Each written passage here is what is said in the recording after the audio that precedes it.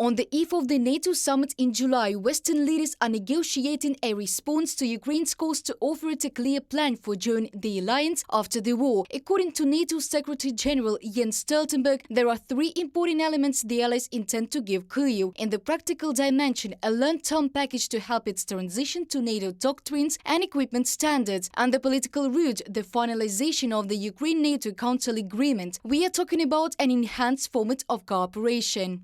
Allies are working on a multi-year package of assistance for Ukraine. We are also working to establish a new NATO-Ukraine Council to jointly consult on security issues of mutual concern. The decisions we will take in Vilnius will bring Ukraine closer to NATO. At the same time, NATO does not allow the war in Ukraine to end on Russia's terms. In the meantime, the allies are negotiating measures to ensure Ukraine's security so that Russia cannot rearm and attack again. Last year, President Putin sent hundreds of thousands of troops into Ukraine, causing death and destruction. Ukraine has the right to liberate its own land, and a counteroffensive is now underway. The more land the Ukrainians are able to liberate, the stronger their hand will eventually be at the negotiating table. We all want this war to end, but a just peace cannot mean freezing the conflict and accepting a deal dictated by Russia.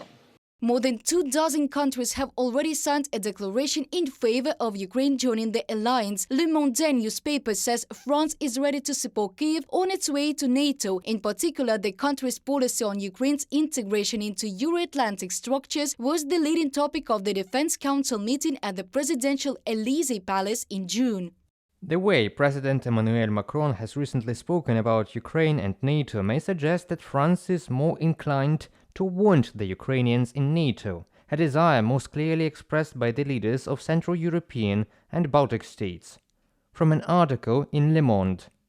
In late May, at a security forum in Bratislava, the French president spoke of the need to include Ukraine in Europe's robust security architecture. That is why this will be discussed in the weeks leading up to the Vilnius summit, and I am in favor of providing substantial and powerful security guarantees to Ukraine for two reasons. Ukraine protects Europe today. It gives Europe security guarantees. The second reason is that there is so much military equipment in Ukraine right now that it is in our interest to extend security guarantees.